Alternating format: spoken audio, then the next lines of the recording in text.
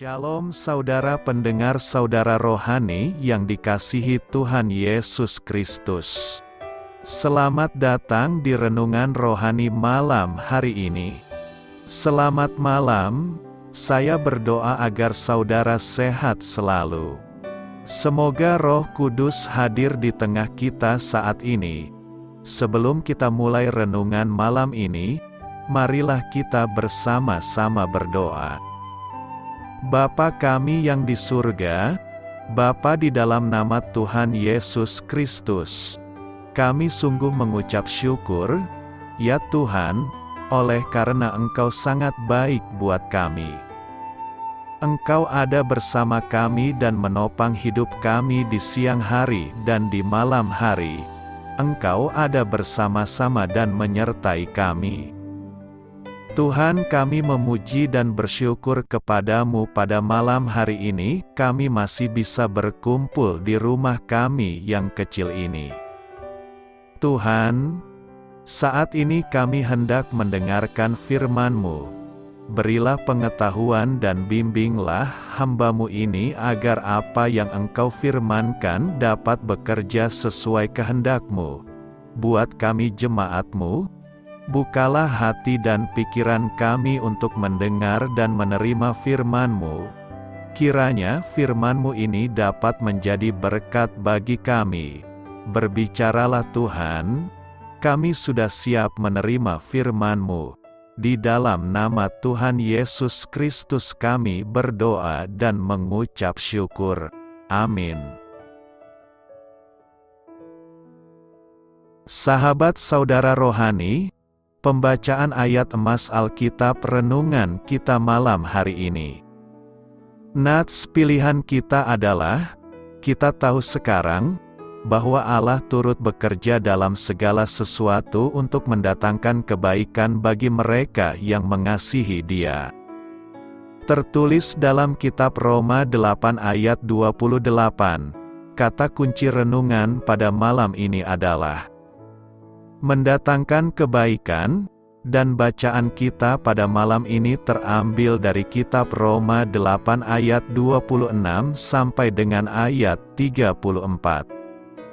Demikian juga Roh membantu kita dalam kelemahan kita, sebab kita tidak tahu bagaimana sebenarnya harus berdoa, tetapi Roh sendiri berdoa untuk kita kepada Allah dengan keluhan-keluhan yang tidak terucapkan. Dan Allah yang menyelidiki hati nurani, mengetahui maksud Roh itu, yaitu bahwa Ia, sesuai dengan kehendak Allah, berdoa untuk orang-orang kudus. Kita tahu sekarang, bahwa Allah turut bekerja dalam segala sesuatu untuk mendatangkan kebaikan bagi mereka yang mengasihi Dia, yaitu bagi mereka yang terpanggil sesuai dengan rencana Allah. Sebab semua orang yang dipilihnya dari semula, mereka juga ditentukannya dari semula untuk menjadi serupa dengan gambaran anaknya, supaya Ia, anaknya itu, menjadi yang sulung di antara banyak saudara. Dan mereka yang ditentukannya dari semula, mereka itu juga dipanggilnya. Dan mereka yang dipanggilnya, mereka itu juga dibenarkannya. Dan mereka yang dibenarkannya, mereka itu juga dimuliakannya. Sebab itu, apakah yang akan kita katakan tentang semuanya itu? Jika Allah di pihak kita, siapakah yang akan melawan kita? Ia, yang tidak menyayangkan anaknya sendiri, tetapi yang menyerahkannya bagi kita semua, bagaimanakah mungkin Ia tidak mengaruniakan segala sesuatu kepada kita bersama-sama dengan Dia? Siapakah yang akan menggugat orang-orang pilihan Allah, Allah yang membenarkan mereka? Siapakah yang akan menghukum mereka? Kristus Yesus, yang telah mati, bahkan lebih lagi, yang telah bangkit, yang juga duduk di sebelah kanan Allah, yang malah menjadi pembela bagi kita. Terambil dari kitab Roma 8 ayat 26 sampai dengan ayat 34. Topik dari ayat emas renungan kita adalah, kegagalan bukanlah akhir, bagi mereka yang menjalin hubungan dengan Allah. Mari kita mulai renungan malam kita. Untuk memulai hal baik, serahkanlah segala sesuatu hanya kepada Tuhan. Mari kita mulai segmen kisah inspiratif. Dengan penuh minat saya menonton pertandingan yang diikuti cucu laki-laki saya, Peter. Ia sudah 2 tahun mengenal permainan T-ball. T-ball adalah permainan yang mengenalkan bisbol pada anak usia 6 tahun. Dalam permainan tersebut, bola ditaruh di atas sebuah tonggak karet lalu dipukul.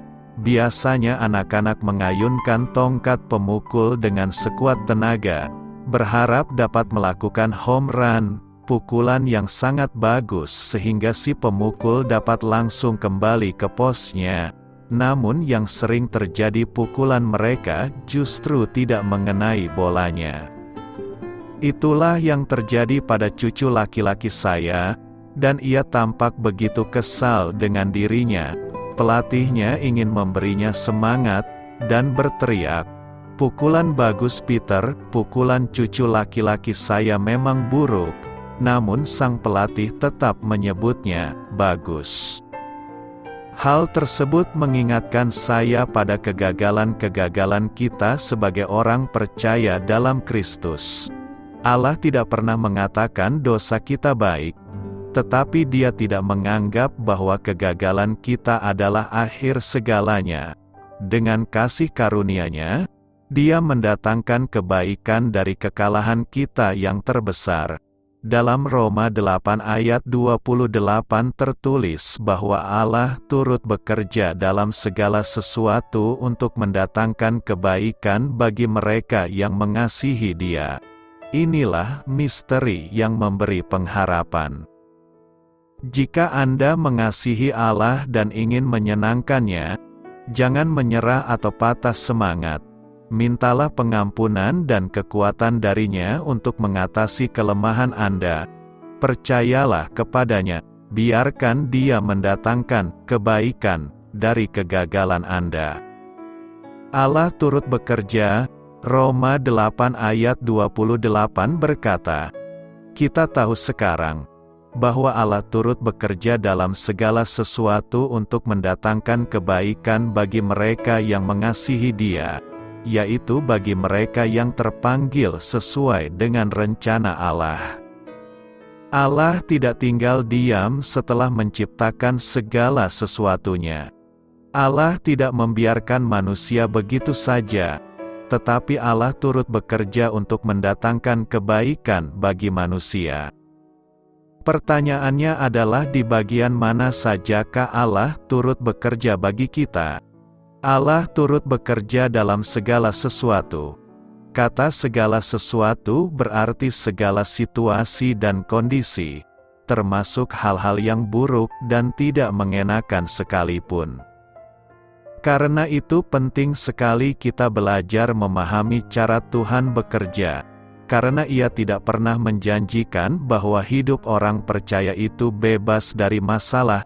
Ingat, tanpa melewati ombak dan gelombang tidak akan pernah dihasilkan seorang nahkoda yang handal. Justru di balik masalah selalu ada maksud dan rencana Tuhan yang indah. Salah satunya adalah untuk menarik kita semakin mendekat kepadanya dan belajar bergantung kepadanya. Jika masalah, ujian atau penderitaan itu seizin Tuhan, hal itu pasti akan mendatangkan kebaikan bagi kita. Sebab itu janganlah engkau menolak didikan yang Maha Kuasa, karena Dialah yang melukai, tetapi juga yang membebat. Dia yang memukuli, tetapi yang tangannya menyembuhkan pula. Sebaliknya, jika segala sesuatunya berjalan dengan baik dan mulus seringkali membuat kita terlena, iman pun tidak bekerja secara maksimal. Namun harus kita ingat bahwa, pertama, Allah tidak pernah bekerja dengan memakai jalan pintas. Bagi Allah proses terlebih penting daripada jawaban doa kita. Seringkali kita mau cepat selesai dan serba instan. Tetapi Tuhan mau agar kita menjalani prosesnya. Karena Tuhan tahu kita mampu kalau kita percaya. Ada banyak contoh di Alkitab orang-orang yang hidup dalam proses bukan serba cepat atau instan. Contohnya, Musa. Musa ingin cepat menjadi seorang pemimpin, tetapi apa yang terjadi untuk dia menjadi seorang pemimpin? Tuhan harus membawa dia ke padang gurun selama 40 tahun untuk memimpin bangsa Israel yang tegar tengkuk. Dari sinilah kita melihat bagaimana Tuhan mempersiapkan Musa selama 40 tahun. Kedua, Allah mau memakai setiap potensi yang kita miliki. Tuhan tidak pernah memberikan yang terbaik kepada orang yang malas dan tidak mau bekerja. Jangan bermimpi bahwa Tuhan mau mengerjakan yang terbaik bagi masa depan kita, jika kita hanya tidur, malas dan bersantai-santai di rumah. Tuhan mau ada usaha yang harus kita lakukan. Pertanyaan terakhir adalah kepada siapa sajakah Allah turut bekerja untuk mendatangkan kebaikan itu? Pertama, kepada orang yang mengasihi Tuhan. Di saat persoalan hidup datang dalam hidup kita, entah itu menyangkut keluarga, bisnis, keuangan, pekerjaan, ataupun pelayanan yang kita hadapi. Pertama, apa yang menjadi respon kita kepada Tuhan? Apakah kita tetap mengasihi Dia? Seringkali kita marah dan diam, tidak lagi mau berdoa, kita mulai tidak percaya. Disinilah kita dilihat. Apakah kita tetap setia dan percaya bahwa Tuhan tidak pernah meninggalkan kita di saat semuanya diizinkan terjadi dalam hidup kita? Kedua, kepada orang yang terpanggil sesuai dengan rencananya. Orang yang hidup dalam rencana Tuhan adalah orang yang tidak akan pernah goyah sekalipun bisnis mereka hancur. Sekalipun persoalan rumah tangga tidak kunjung selesai, atau pelayanan mereka tidak ada perubahan, tapi dia tetap percaya dan tetap menjalani dengan iman, bukan menjauhkan dirinya dari pelayanan. Dia tetap akan berusaha dan tetap bekerja, karena dia percaya bahwa Tuhan sanggup mengubah keadaan ini menjadi sesuatu yang baik. Karena segala sesuatunya bekerja bersama-sama untuk mendatangkan kebaikan bagi kita. Karena itu, yakinilah bahwa Allah turut bekerja untuk mendatangkan kebaikan bagi kita. Allah turut bekerja. Roma 8 ayat 28 berkata, "Kita tahu sekarang bahwa Allah turut bekerja dalam segala sesuatu untuk mendatangkan kebaikan bagi mereka yang mengasihi Dia, yaitu bagi mereka yang terpanggil sesuai dengan rencana Allah." Kalimat Allah turut bekerja dalam teks aslinya adalah sunerge, dari akar kata sunerje. Kata sunerje merupakan gabungan dari dua kata, yaitu sun dan ergon. Sun artinya bersama-sama, sedangkan ergon artinya bekerja atau melakukan sesuatu berkesinambungan atau terus-menerus. Allah tidak tinggal diam setelah menciptakan segala sesuatunya. Allah tidak membiarkan manusia begitu saja, tetapi Allah turut bekerja untuk mendatangkan kebaikan bagi manusia. Pertanyaannya adalah di bagian mana sajakah Allah turut bekerja bagi kita? Allah turut bekerja dalam segala sesuatu. Kata segala sesuatu berarti segala situasi dan kondisi, termasuk hal-hal yang buruk dan tidak mengenakan sekalipun. Karena itu penting sekali kita belajar memahami cara Tuhan bekerja. Karena Ia tidak pernah menjanjikan bahwa hidup orang percaya itu bebas dari masalah. Ingat, tanpa melewati ombak dan gelombang tidak akan pernah dihasilkan seorang nahkoda yang handal. Justru di balik masalah selalu ada maksud dan rencana Tuhan yang indah. Salah satunya adalah untuk menarik kita semakin mendekat kepadanya dan belajar bergantung kepadanya. Apakah yang dimaksud dengan Allah turut bekerja? Pertama, Allah tidak memakai jalan pintas. Bagi Allah proses terlebih penting daripada jawaban doa kita. Seringkali segalanya kita mau cepat selesai dan serba instan. Tetapi Tuhan mau agar kita menjalani prosesnya. Karena Tuhan tahu kita mampu kalau kita percaya. Ada banyak contoh di Alkitab orang-orang yang hidup dalam proses bukan serba cepat atau instan. Contohnya, Musa. Musa ingin cepat menjadi seorang pemimpin, tetapi apa yang terjadi untuk dia menjadi seorang pemimpin? Tuhan harus membawa dia ke padang gurun selama 40 tahun untuk memimpin bangsa Israel yang tegar tengkuk. Dari sinilah kita melihat bagaimana Tuhan mempersiapkan Musa selama 40 tahun. Kedua, Allah mau memakai setiap potensi yang kita miliki. Tuhan tidak pernah memberikan yang terbaik kepada orang yang malas dan tidak mau bekerja. Jangan bermimpi bahwa Tuhan mau mengerjakan yang terbaik bagi masa depan kita, jika kita hanya tidur, malas dan bersantai-santai di rumah. Tuhan mau ada usaha yang harus kita lakukan. Pertanyaan kita sekarang adalah kepada siapa sajakah Allah turut bekerja untuk mendatangkan kebaikan itu?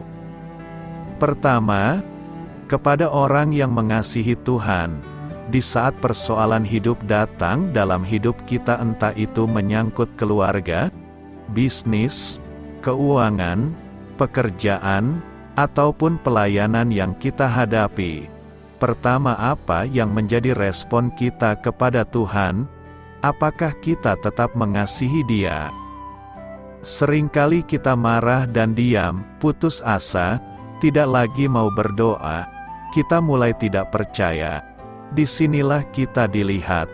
Apakah kita tetap setia dan percaya bahwa Tuhan tidak pernah meninggalkan kita di saat semuanya diizinkan terjadi dalam hidup kita? Kedua, kepada orang yang terpanggil sesuai dengan rencananya. Orang yang hidup dalam rencana Tuhan adalah orang yang tidak akan pernah goyah sekalipun bisnis mereka hancur. Sekalipun persoalan rumah tangga tidak kunjung selesai, atau pelayanan mereka tidak ada perubahan, tapi dia tetap percaya dan tetap menjalani dengan iman. Bukan menjauhkan dirinya dari pelayanan. Dia tetap akan berusaha dan tetap bekerja. Karena dia percaya bahwa Tuhan sanggup mengubah keadaan ini menjadi sesuatu yang baik. Karena segala sesuatunya bekerja bersama-sama untuk mendatangkan kebaikan bagi kita. Karena itu, yakinilah bahwa Allah turut bekerja untuk mendatangkan kebaikan bagi kita. Saya baru saja percaya kepada Yesus. Bagaimana selanjutnya? Selamat, Anda baru saja mengambil keputusan yang mengubah hidup saudara. Mungkin sekarang Anda bertanya, bagaimana selanjutnya? Bagaimana saya mulai berjalan dengan Tuhan? 5 langkah yang dijelaskan di sini memberi Anda petunjuk yang alkitabiah. 1. Pastikan Anda mengerti tentang keselamatan.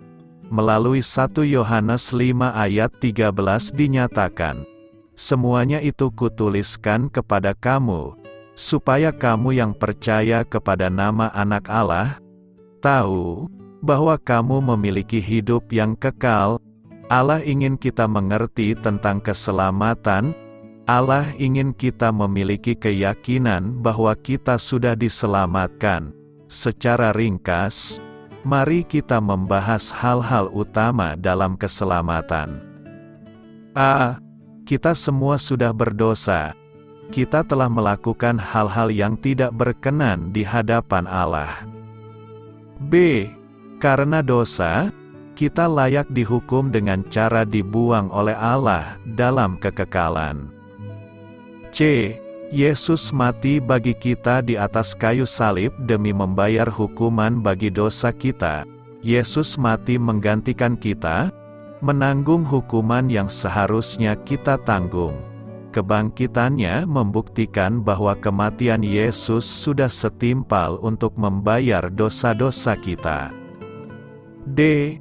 Allah menganugerahkan pengampunan dan keselamatan kepada semua orang yang beriman kepada Yesus Kristus, percaya dan menerima kematiannya sebagai pembayaran atas dosa-dosa kita. Itulah berita keselamatan. Jika Anda percaya kepada Yesus Kristus sebagai juru selamatmu, maka Anda diselamatkan. Semua dosamu diampuni dan Allah sendiri berjanji tidak akan pernah meninggalkanmu. Ingat, keselamatan Anda terjamin di dalam Yesus Kristus.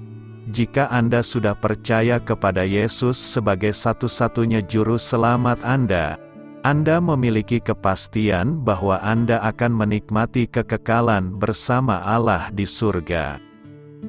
2. Cari gereja yang benar-benar mengajarkan Alkitab yang benar. Jangan pandang gereja sekedar sebagai sebuah bangunan. Gereja lebih mengenai orang-orangnya, adalah sangat penting bagi orang-orang yang percaya kepada Yesus untuk bersekutu bersama-sama. Itu adalah salah satu tujuan utama dari gereja. Setelah Anda percaya kepada Yesus Kristus, kami sangat mendorong Anda untuk mencari gereja yang percaya kepada Alkitab di sekitar tempat tinggal Anda dan berbicara dengan pendetanya. Beritahu dia tentang iman Anda kepada Yesus Kristus. Tujuan kedua dari gereja adalah untuk mengajarkan Alkitab. Anda dapat belajar bagaimana menerapkan petunjuk-petunjuk Allah dalam hidupmu. Memahami Alkitab adalah kunci dari hidup Kristen yang sukses dan berkuasa. 2 Timotius 3 ayat 16-17 mengatakan, segala tulisan yang diilhamkan Allah memang bermanfaat untuk mengajar, untuk menyatakan kesalahan, untuk memperbaiki kelakuan dan untuk mendidik orang dalam kebenaran. Dengan demikian tiap-tiap manusia kepunyaan Allah diperlengkapi untuk setiap perbuatan baik. Tujuan ketiga dari gereja adalah ibadah. Ibadah merupakan ungkapan terima kasih kepada Allah atas apa yang telah Dia lakukan. Allah telah menyelamatkan kita, Allah mencintai kita, Allah mencukupi kebutuhan kita, Allah memimpin dan mengarahkan kita. Bagaimana mungkin kita tidak berterima kasih kepadanya? Allah itu suci, benar, pengasih, pemurah dan penuh dengan karunia. Wahyu 4 ayat 11 menyatakan, ya Tuhan dan Allah kami, Engkau layak menerima puji-pujian dan hormat dan kuasa, sebab Engkau telah menciptakan segala sesuatu, dan oleh karena kehendak-Mu semuanya itu ada dan diciptakan. 3. Sisihkan waktu setiap hari untuk memfokuskan diri pada Allah. Adalah sangat penting menggunakan waktu setiap hari memfokuskan diri pada Allah. Sebagian orang menyebut waktu seperti ini sebagai saat teduh. Ada juga yang menyebutnya sebagai devosi, karena ini adalah waktu di mana kita mendevosikan atau membaktikan diri kepada Allah. Ada sebagian orang yang memilih pagi hari untuk kegiatan ini, tapi ada sebagian orang yang malah memilih malam hari. Apapun nama yang Anda pakai untuk kegiatan ini, dan kapanpun Anda melakukannya, hal itu tidak jadi masalah. Yang penting, Anda secara teratur menghabiskan waktu bersama Allah. Apa yang dilakukan ketika menghabiskan waktu dengan Allah? A. Doa. Secara sederhana, doa adalah percakapan dengan Allah. Berbicaralah kepada Tuhan mengenai problem dan keprihatinan Anda. Minta Allah memberi Anda hikmat dan pimpinan. Minta Allah menyediakan kebutuhan Anda. Katakan kepada Allah betapa Anda mengasihi Dia dan bagaimana Anda menghargai segala yang Dia telah lakukan untuk Anda. Itulah doa. B. Membaca Alkitab. Selain menerima pengajaran Alkitab di gereja, sekolah minggu, dan atau kelas pendalaman Alkitab, Anda perlu membaca Alkitab secara pribadi. Alkitab memiliki segala sesuatu yang Anda perlu tahu supaya bisa hidup benar sebagai seorang Kristen. Alkitab mengandung petunjuk-petunjuk dari Allah tentang bagaimana membuat keputusan secara bijaksana, bagaimana mengetahui kehendak Allah, bagaimana melayani satu dengan yang lain, dan bagaimana bertumbuh secara rohani. Alkitab adalah kata-kata Allah, firman Allah, kepada manusia. Pada dasarnya, Alkitab adalah buku petunjuk dari Allah mengenai hidup yang menyenangkan Allah dan sekaligus memuaskan kita. 4. Kembangkan hubungan dengan orang-orang yang dapat menolong Anda secara rohani. Melalui 1 Korintus 15 ayat 33 kita diajari untuk, janganlah kamu sesat, pergaulan yang buruk merusakkan kebiasaan yang baik. Alkitab penuh dengan peringatan-peringatan mengenai pengaruh dari orang-orang yang tidak baik terhadap hidup kita. Bergaul dengan orang-orang yang hidup di dalam dosa dapat membuat kita tergoda. Sifat orang-orang yang bergaul dengan kita akan menular kepada kita. Itu sebabnya sangat penting bagi kita untuk berkumpul dengan orang-orang yang mengasihi Allah dan memiliki komitmen kepadanya.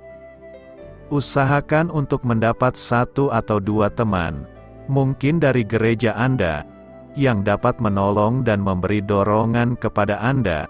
Minta teman Anda untuk menjadi tempat Anda bertanggung jawab terkait komitmen saat teduh, kegiatan-kegiatan Anda, dan hubungan Anda dengan Allah. Tanyakan juga apakah mereka juga mau Anda melakukan hal yang sama untuk mereka. Ini bukan berarti Anda harus meninggalkan semua teman-teman yang tidak percaya kepada Yesus Kristus sebagai juru selamat. Tetaplah berteman dengan mereka dan mengasihi mereka. Beritahu mereka bahwa Yesus telah mengubah hidup Anda dan Anda tidak dapat lagi melakukan hal-hal dulu Anda lakukan. Minta Allah memberi Anda kesempatan untuk menceritakan soal Yesus kepada teman-teman Anda. 5. Dibaptis. Banyak orang salah mengerti baptisan. Kata membaptis berarti memasukkan ke dalam air. Baptisan adalah cara yang alkitabiah untuk memproklamirkan iman kepada Yesus dan komitmen Anda untuk mengikutinya secara terbuka kepada publik. Dicelupkan ke dalam air menjadi analogi bagi semangat dikuburkan bersama dengan Kristus. Keluar dari dalam air menjadi analogi bagi kebangkitan Kristus. Dibaptiskan berarti mengidentifikasikan diri dengan kematian, penguburan, dan kebangkitan Kristus. Baptisan tidak menyelamatkanmu.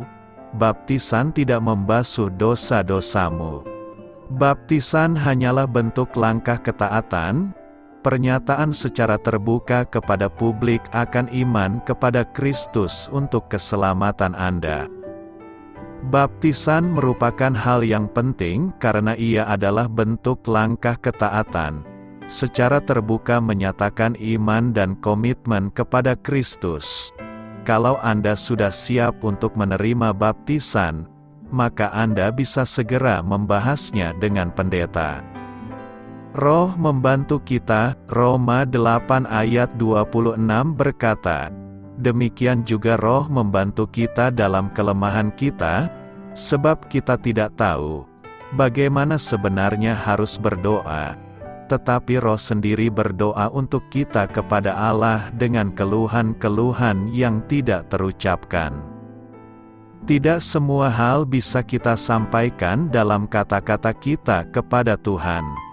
Ada banyak isi hati kita yang tak bisa kita ucapkan karena keterbatasan dan kemampuan kita berkata-kata kepada Tuhan. Kita sadar bahwa kita diberi kekuatan oleh Roh Kudus untuk berdoa, dan kita tahu artinya berdoa dalam Roh.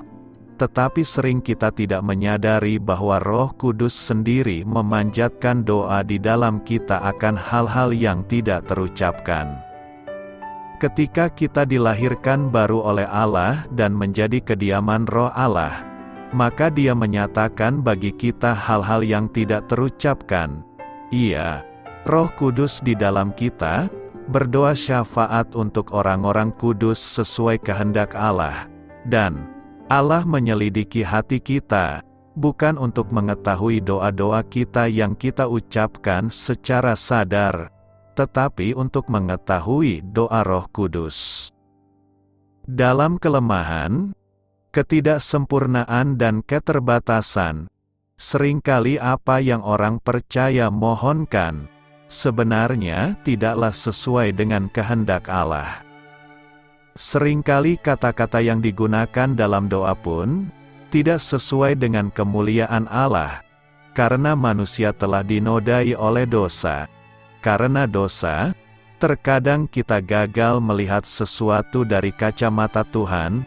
Terkadang kita berdoa hanya berfokus pada kelemahan dan masalah kita sendiri, tanpa mau mempertimbangkan apa yang menjadi kehendak dan tujuan Allah dalam hidup kita. Oleh sebab itu, kita memerlukan seorang penolong, dan penolong tersebut adalah Roh Kudus yang tinggal di dalam diri orang percaya.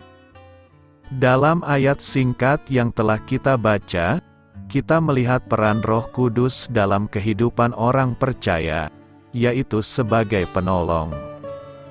Roh Kudus membantu orang percaya mengungkapkan kebutuhannya kepada Allah Bapa. Kata "membantu" dalam ayat ini berarti bahwa Roh Kudus bukan hanya sekadar menolong tetapi bersama-sama, secara terus-menerus, menanggung beban kita. Dan karena doa kita tidak sempurna, dan karena kelemahan dan keberdosaan manusia, maka Roh Kudus akan membantu menyempurnakannya. Roh Kudus tahu yang terbaik bagi orang percaya, dan juga tahu dengan jelas apa-apa yang seseorang butuhkan. Roh Kudus jugalah yang terus menyertai dan bekerja secara aktif agar orang percaya bisa memahami kehendak Allah. Karena Allah yang tahu apa yang terbaik bagi setiap anaknya, maka Dia akan menjawab doa kita sesuai dengan kehendaknya. Bagaimana dengan kita saat ini? Janganlah khawatir untuk berdoa jika doa kita salah sehingga membuat kita enggan berdoa. Berdoalah kepada Allah, dan Roh Kudus akan menolong dan memampukan kita untuk melakukan yang benar. Karena itu, teruslah berdoa, maka Roh akan membantu kita menyampaikan segala hal keinginan dan kebutuhan kita kepada Tuhan. Beritakanlah Injil kepada segala makhluk, hormatilah semua orang. Selamat beristirahat malam dalam kasih setia Tuhan. Doa saya menyertai saudara sekalian, mari bertumbuh dalam iman bersama saudara rohani. Saya memberkati Anda agar sewaktu Anda mencarinya dari Dia, Bapa Surgawi Anda akan memberikan bagi Anda roti harian Anda. Dalam nama Yesus Kristus, Tuhan yang berkuasa atas alam semesta dan menuntun kita kepada iman yang menyelamatkan, Tuhan Yesus menyertai senantiasa. Terima kasih sudah berkenan mendengarkan renungan malam saudara rohani. Tuhan memberkati. Amin.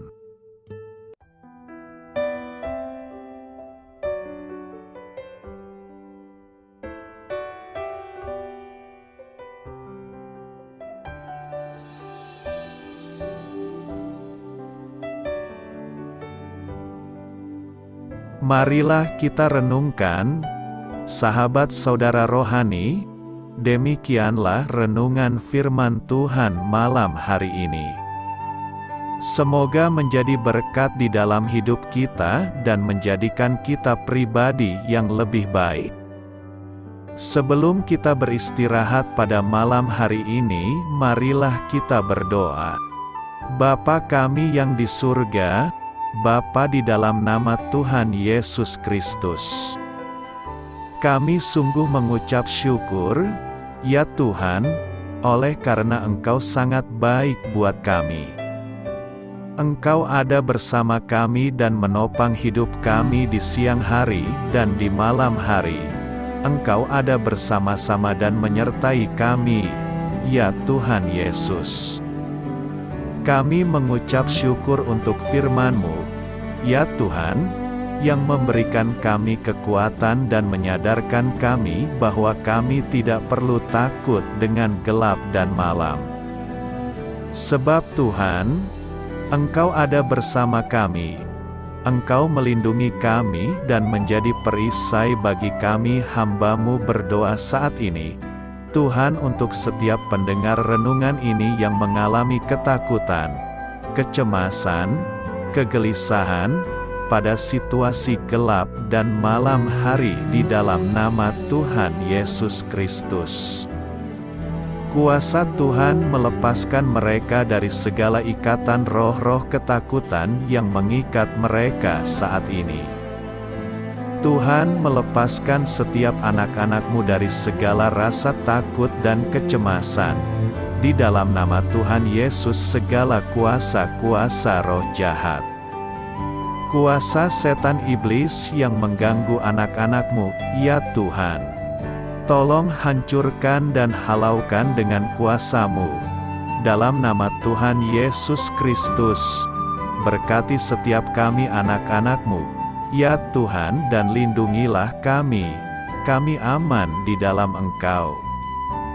Ya Tuhan, penuhilah setiap hati kami dengan keberanian, damai sejahtera, dan sukacita serta ketenangan yang dari Tuhan. Berkati kami di malam hari ini, saat kami tidur dan beristirahat. Kuasa-Mu, ya Tuhan, menaungi setiap kami, memberkati dan melindungi kami. Bangunkanlah kami kembali besok pagi dengan kekuatan yang baru, tubuh yang sehat diberkati Tuhan, dan berkat-berkat yang baru Tuhan sediakan bagi kami. Terima kasih, ya Tuhan, kami sungguh mengucap syukur untuk firman-Mu yang menguatkan kami. Dalam nama Tuhan Yesus Kristus Juru Selamat kami, Bapa kami yang baik, kami mengucap syukur dan berdoa haleluya. Amin. Biarlah firman Tuhan menjadi pengingat untuk kita semua, bahwa tuntunan dari Roh Kudus akan selalu memberi jalan keluar bagi setiap permasalahan hidup kita, dan memberi kedamaian di hati kita. Amin. Sampai jumpa di renungan malam saudara rohani berikutnya.